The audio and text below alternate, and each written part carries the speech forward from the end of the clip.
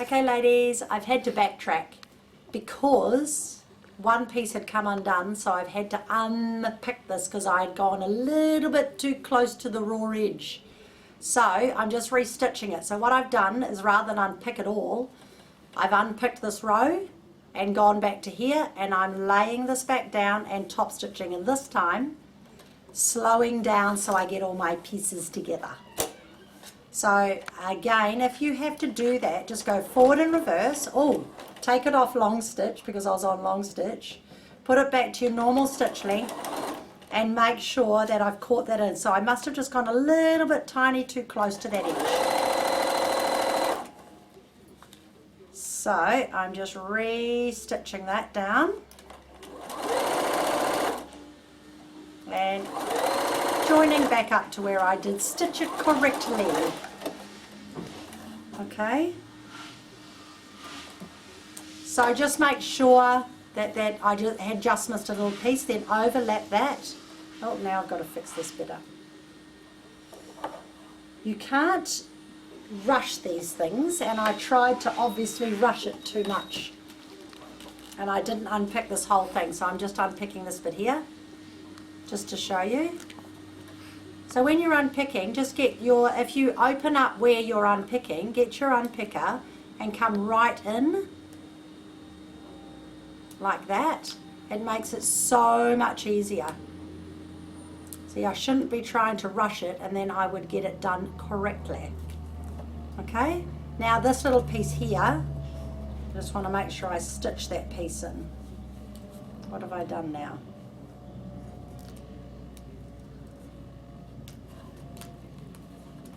There we go. Just sit it nice and flat. So I'll just go there, forward and reverse, and just tidy that little bit up. Cool. Now you can re-top stitch it down. Okay, and top stitch it down again.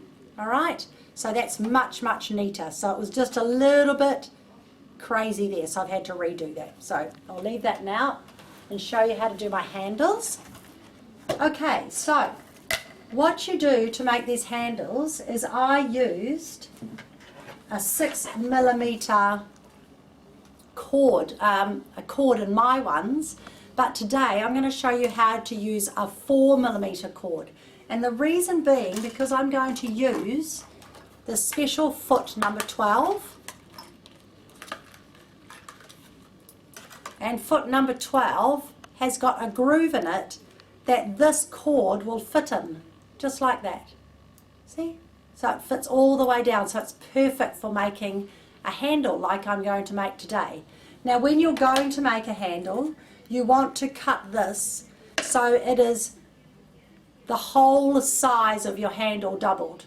So pretend that is the size of my handle I want. I need one whole length twice, okay, and you would join that into a circle, but I'm just doing a sample to show you, so I will just use one strip. Okay, so you join it into a circle. Now this is my bit of fabric I'm going to use, and what I'm going to do is I'm going to cut it on the bias. Now if you don't know how to do that, then you just get your fabric and you fold it so that your fabrics are at a 90 degrees, and you're going to cut it off here, and that's your true bias. Okay, so I'll just give this fabric an iron. So remember, I'm making those fabric handles there. Give this an iron.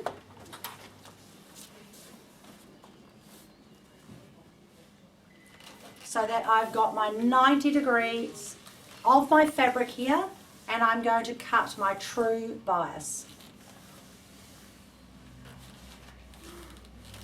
So you can see that. So this now becomes a true bias, and look how wonderful it stretches. So it's very, very good. So I'm going to cut a 1 3/4 inch strip all the way along here. And to do that, I'll use my rotary cutter. So I'll come along here, and I use my rotary cutter and my ruler. I'm only going to do a little piece of it, so I'll cut off my folded edge like that. And I'll just cut down here because I don't need all this fabric. So I'll just cut that off so I've got a piece to show you.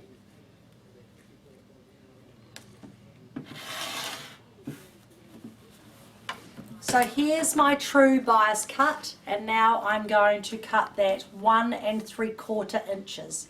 So I lay it all down. You've actually got marks on your board you can use, but you are really using the ruling markings on here. So I'm going to find 1 3/4 inches there, and use my rotary cutter, open this up and put it against my ruler and cut all the way through, making sure you close your rotary cutter when you're finished. Now I'm going to use these pieces to do my handle. So how you do this is you simply get your, remember this is joined in a circle, and to do that I simply just butt these together and I put a bit of clear tape around them, and then I just stitch them backwards and forwards, okay? But what I'm going to do now is I'm going to stitch this down onto here just with my machine to hold it, because I haven't got anyone to hold my fabric for me. So I'm just going to stitch this down, and that'll just hold it. And I've just got an ordinary needle in here, and that's absolutely fine to hold, to stitch through this cord because it's soft. So once you've got it started, just pull your threads so that you can help pull it through. Stitch down the first piece of your fabric, and what that's done now is that's nice and strong onto there. And how you make your handles is you simply just roll this fabric here around your cord. Now I'm going to have to put it under the needle. I'll take this off so I can show you, because it's a little bit tricky to do it on my own.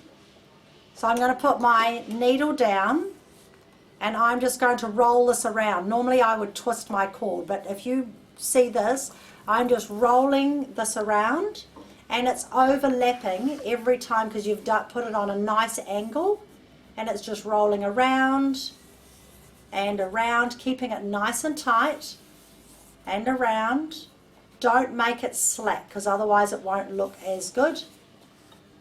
And roll it around and roll it around, keeping it nice and tight. Very tricky when it's just me doing it.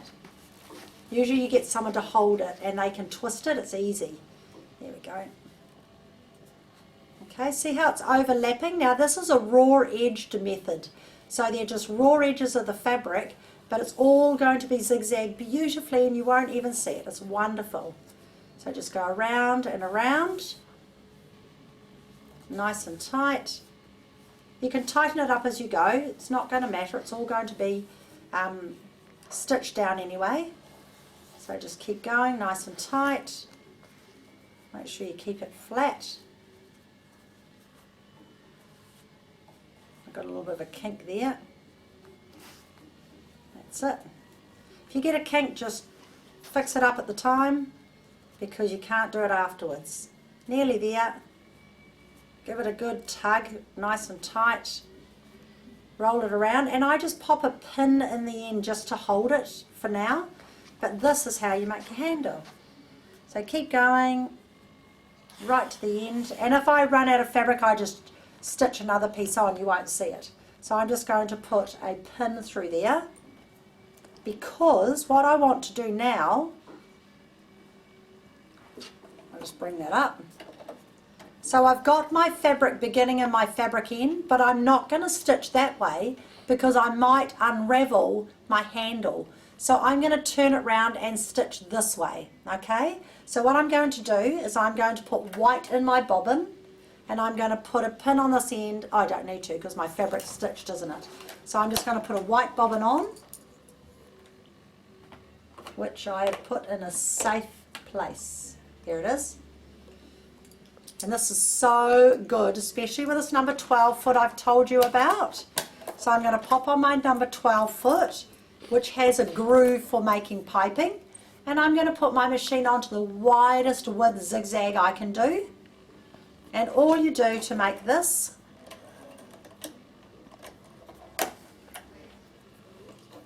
put this back on.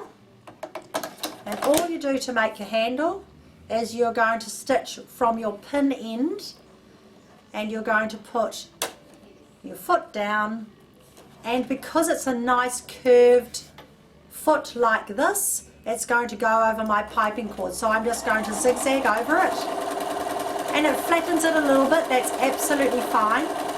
You could have a narrower cord and it wouldn't flatten it at all, but I'll show you what I do. So I stitch it like that. Now all I've done is a very, very wide zigzag. Okay, now I was sewing like this. Now all I do is I turn it 1/4 turn and I sew it again, exactly the same. So 1/4 turn, so that I'm not flattening it, I'm making it round again. So just 1/4 turn.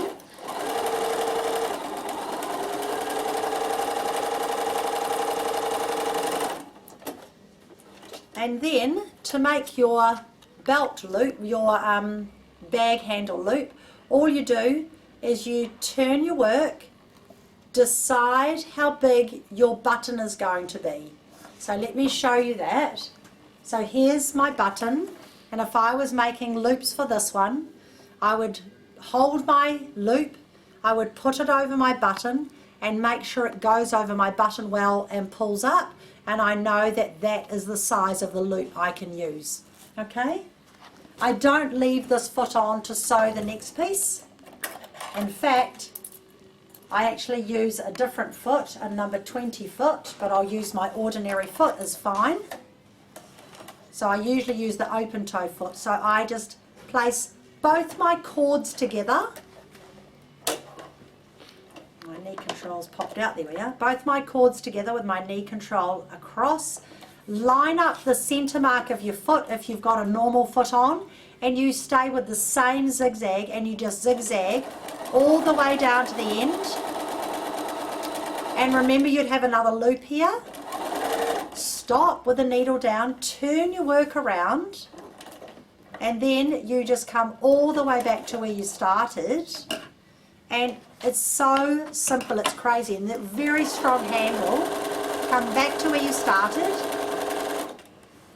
and then lift your needle up, put it onto straight sewing, and I just want you to go forwards and backwards about 4 or 5 times. Once more, and that will just lock off that end bit where it's going to go over the button, and there you have what is really a buttonhole. Now this makes a very, very, very strong bag handle, and I think it's a neat method. So yeah, it was just a fun thing I thought to do for my bag. So I think you'll find that you can do this on any of your machines, and you need to just make sure you've got a nice soft cotton cord, and your machine needle will stitch through it. If it's anything heavier, put a jeans denim needle on. Alright, so there's my little handy hint for my bag. The bag is just something I saw a picture on Pinterest, made up my size myself, but it probably isn't one I can have time to do today. Alright, so I hope you've enjoyed it, and have fun with doing your sewing this month, and I will see you in May.